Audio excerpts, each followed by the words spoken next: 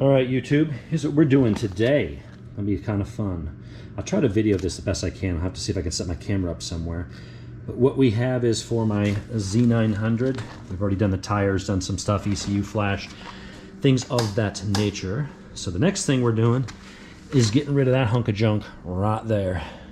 That's the stock shock. I shouldn't say a hunk of junk. If you're a light rider, if you're only 170 pounds and you ride somewhat spirited, you know, it'll be okay. If you're 250 pounds with gear like me, because I'm built like freaking Chewbacca, and you like to ride it like you'd ride that, you're gonna run out of ability with it. It doesn't have any real compression damping. It's not sprung properly, so it's hard to get the sag dialed in. When it heats up, it overheats. The oil loses what little viscosity it has, and so then it has no rebound, so it becomes like a pogo stick and starts wallowing. You're in the turn, and the front stays fairly planted, the back's kind of doing this, so then the bike starts to shimmy, because as the back goes up and down, you're changing the steering angle, so you're making the bike kind of do this when you really ride it hard. It rides well for a while, but if you ride at that pace for more than 20-30 minutes, especially in the heat down here in Georgia, the shock runs out of steam. So we're going to replace it. The good thing here is that the process is, and I'll try to video this as best as I can. I took this panel off on the other side so I can get to that bolt over there, but there is it's not a hard process. There's this bolt and that bolt. What we're gonna have to do is I'm gonna put a floor jack underneath, and because I've got that big metal udder, that thing is, I call it the udder because that's what Ducati used to call it. There's the big, resonator, muffler box, whatever, bread box they call it. I'm gonna put that board underneath it so it has the pressure spread out uniformly across it. And then I'm gonna go ahead and jack that up just to the point. The front is in a wheel chock, so I don't have to worry about it tipping over. Just enough to where that back end, the swing arm will extend down and take the pressure off it, and then the bolts will slide out. This will slide out the back, new shock will go in, bolt it up. Should be a fairly straightforward process. So that's the old shock. This is the new shock. Let's see if we can get that out. Red spring, sprung for my weight. Came with the adjuster, and yeah, one of those is an adjuster. Not sure what that is on the bottom. I'll have to look up and see the instructions if it's got compression and rebound. I do know that it is also ride height adjustable, so before I put that in, I'm going to double check with a set of calipers and make sure that the ride height is not any lower. Might add a couple millimeters, we'll see. That might help turn in. But I don't want to do it too much and make the bike unstable. And it already has a pretty high seat height, so. Anyway, I'm gonna go ahead and shut this off for now, get everything all set up and ready, and then I'll turn the camera on when I'm ready to do stuff, and we'll do some speed up, time lapse, I don't know, I'll figure it out, but we'll give you an idea of what it takes to get the shock uprated.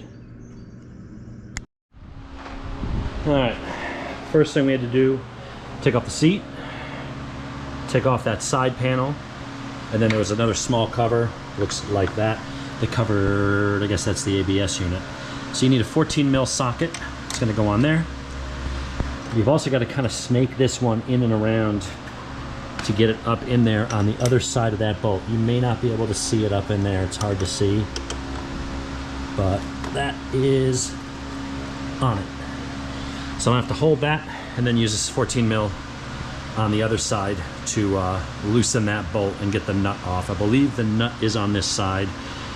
So this will be interesting to see if I'm able to get that damn nut off without it falling down and getting stuck somewhere up in the motor. The back one's easy, it's right there. This is probably the hardest part of the whole damn thing. So when I put it in, I don't know if I should put the bolt in from the other side so then the nut's on the other side. I don't know, we'll have to see. But that is the first step. Take off the side fascia, after you take the seat off, of course. Take off that small cover, which is one 7mm screw. Never seen 7mm used on here before, to take off this panel, which normally sits in there like that, to let you put in and get on that 14 mil, and then we're going to take it off on the other side. So we'll see if I can get this on camera. We'll see if that works. Unfortunately, I don't know where my other 14 mil socket, oh, you know what, actually I do. That's a 14 mil. Hold on a minute.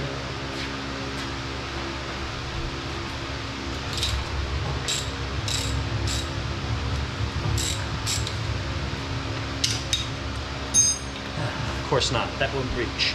I don't know where the extender is. Shit. This is why I need to go through my tools and clean everything up, because situations like this, I don't have the right tool for the job. So we're going to see how this works.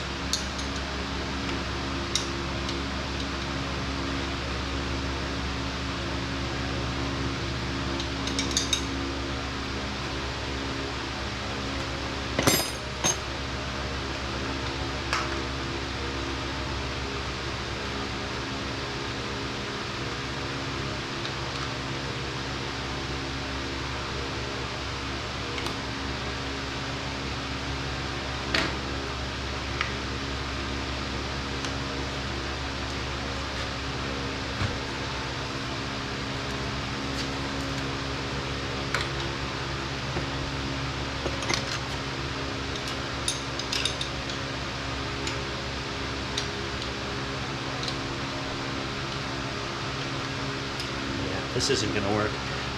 I'll be back in a minute. I gotta go find the right tool. All right, let's see if we can get a little more leverage with this one.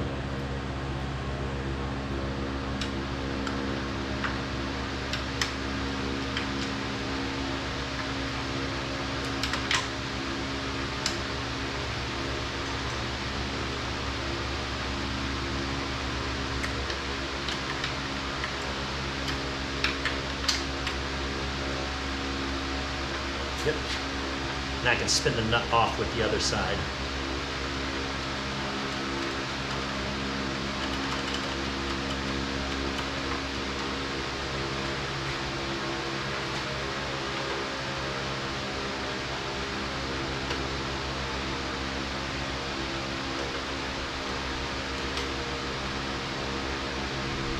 And we got it.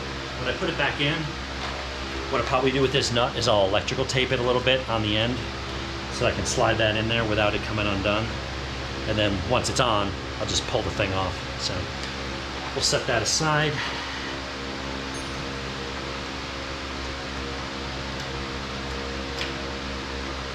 And now what we'll have to do is take off the other one.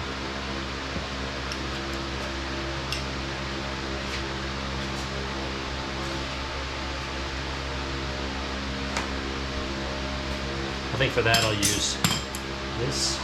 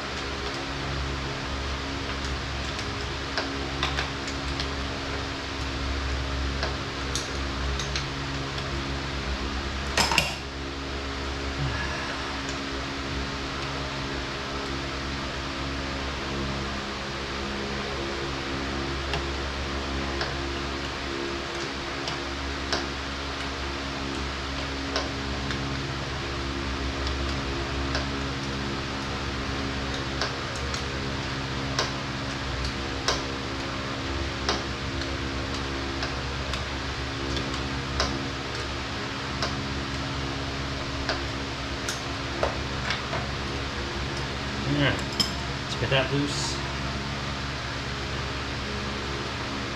Make sure these are identical. If not, make sure if they are identical, so you have to make sure which one goes where. All right.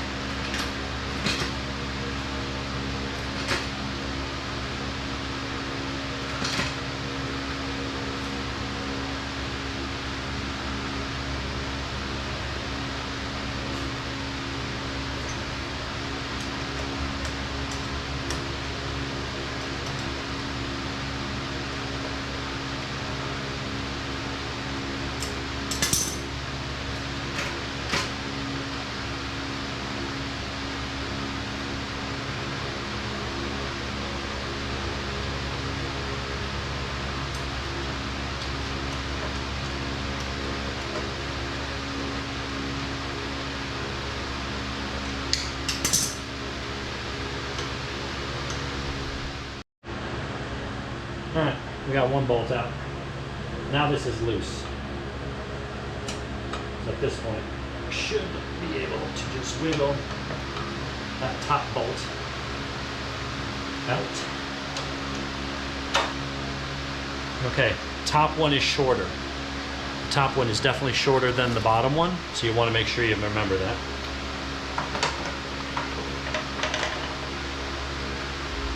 There we go. So there's the top shock, or the rear shock. So what I'm going to do is go and get the other one. I'm going to go get some grease up the bushings, grease up these bolts, and insert those bolts and get it all back in there, and then we'll tighten it up.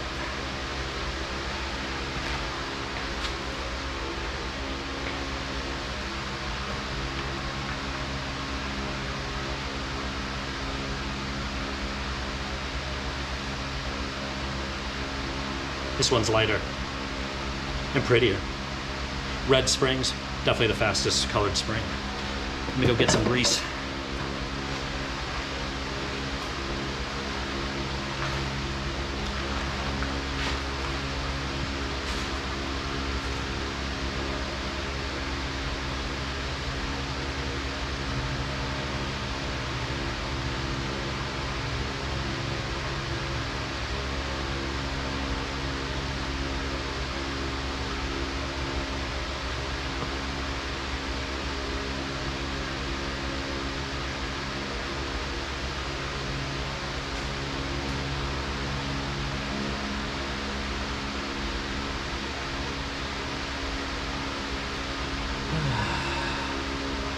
Now what I have to figure out is, do I have this face up or down? Is this an adjustment?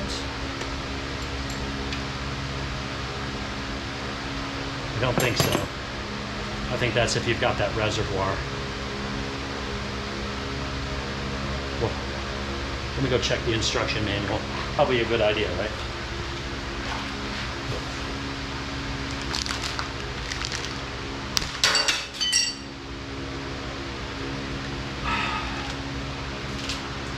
So why wouldn't I open this and send this hurtling into the gas tank? Because that is just how my day, and frankly my life, runs. Shock length adjustment. This procedure can only be carried out by a qualified motorcycle technician. Oh well. Okay, spring preload, rebound damping, blah, blah, blah. Where is preload? Rebound is on the bottom, so I guess it doesn't matter which thing I have facing up, because the dial on the bottom.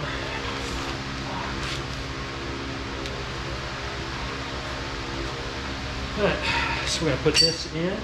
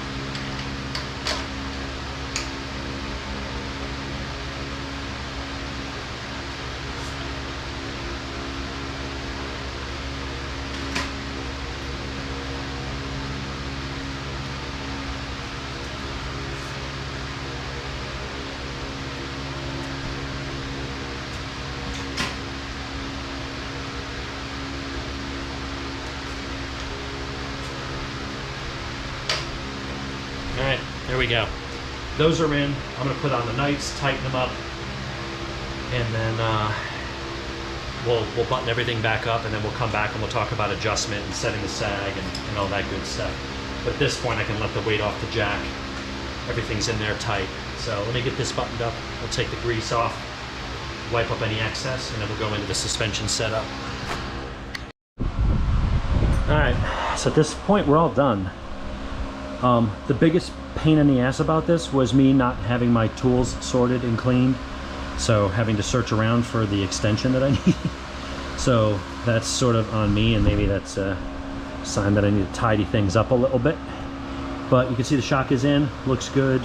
It really is just 2 bolts. I mean, once you get the seat, these side covers off, there's a bolt, and there's one up there. It's a little tricky to get to, so you just need the right extensions that aren't too bulky. But you know, if you have that, it's 2 bolts out. You put the bike in a wheel chock like I have in the front, or if you had a front stand, something that's secure that won't tip over. And then you just need a floor jack and a piece of plywood to put underneath somewhere. You know, you got to make sure that what you're gonna jack it up by is strong. That's why I use that big over-engineered heavy-duty bread box resonator thing, because it has a flat bottom. It's got multiple anchor points. It's steel. It's not going anywhere. I mean, I wouldn't want to jack the whole weight of the bike up on that, but certainly enough to just raise the bike up so that this suspension takes the slack out, and then you just pop those out, pop them back in, tighten it up, put everything back on as far as the plastic pieces, and now we're ready to set it up. So your rebound adjustment is here. Compression is kind of reset or preset from the factory.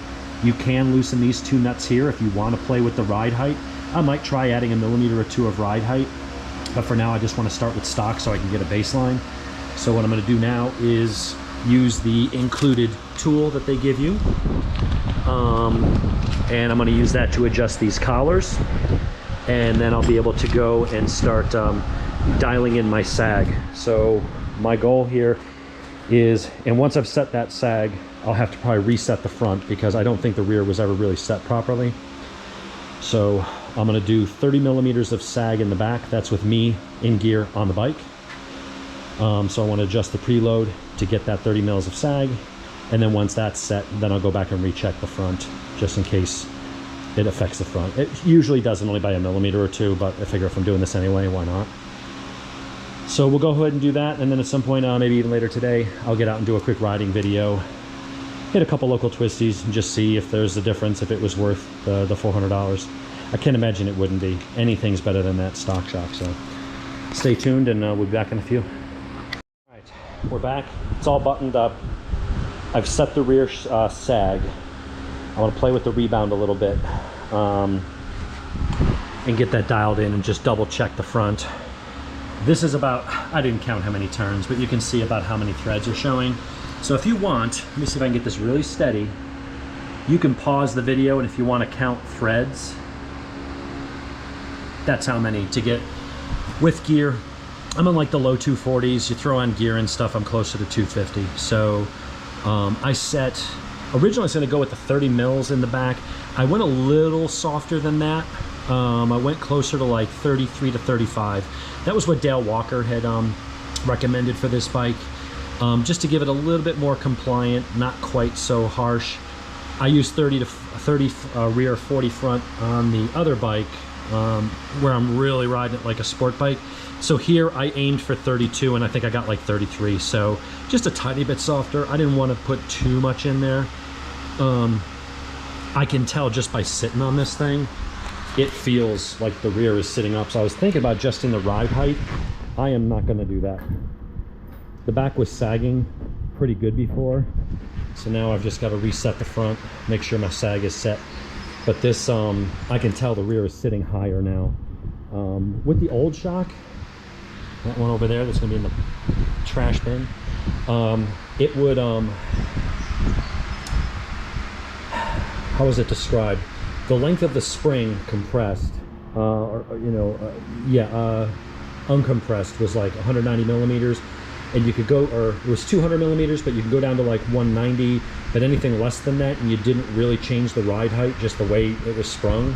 So you can crank the spring up, but it really wasn't gonna change it at all. All it would do is eventually make it harsh.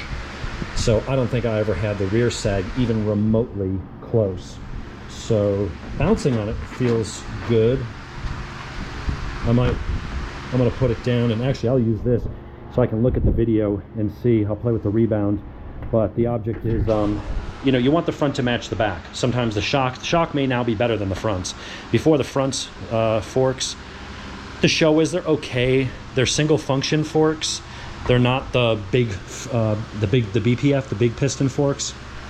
Or actually, these aren't single. That's single function fork.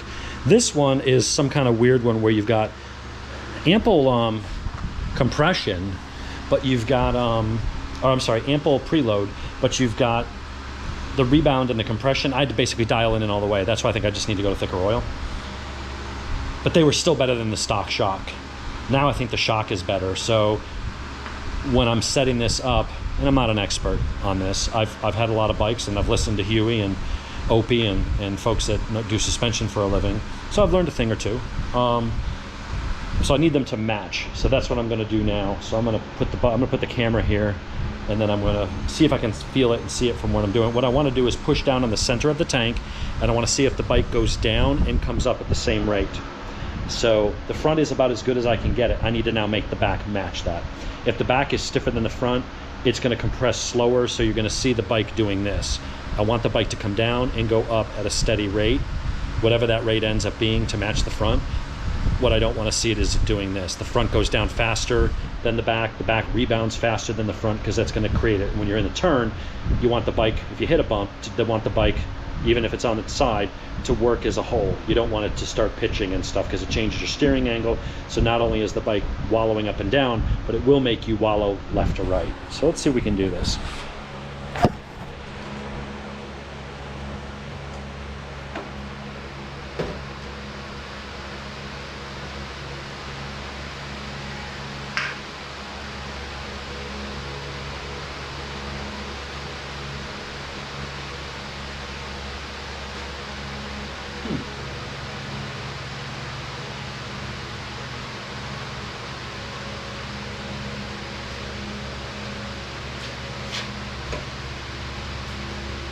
Now it feels pretty good. It feels like the front's going up, back, and down at the same rate. I might try playing with the compression one click or the other in the other direction, just to see what it does. But I still have to, I actually do have to go and do the front just to reset the sag. So let me go and do that, and I'll come back and we'll do that again. Maybe I'll even edit this whole thing out. All right, so I rechecked the front sag. We're at like 40 and a half. Not even gonna bother playing with it. It was like 40 and a half, 40 and 3/4, measuring with digital calipers, so it's pretty damn accurate. So it's right about where I want, close enough that it's, you know, I'm not a racer where a millimeter one way or the other is going to make a difference. So last thing I'll do is I did take out one click of rebound, so we're now 4 clicks out from fully in on the shock. So I'm going to go ahead and bounce it again so you can see, and then I'm going to review the video and on a bigger screen and make sure that it's moving as a unit, the whole bike. Just got to make sure the back and the front match. So let's set that up again.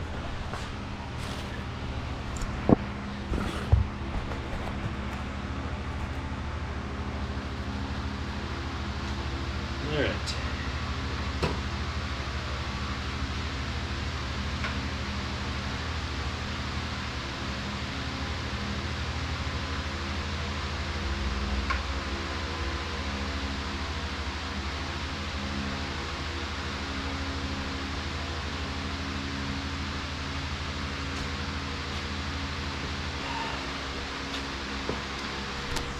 I mean, to me, it feels damn close. So that's 4 clicks out.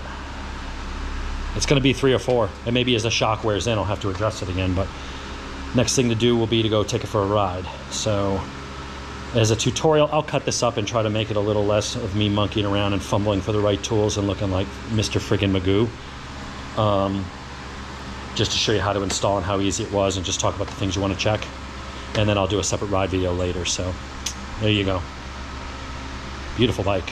Should handle a lot better now.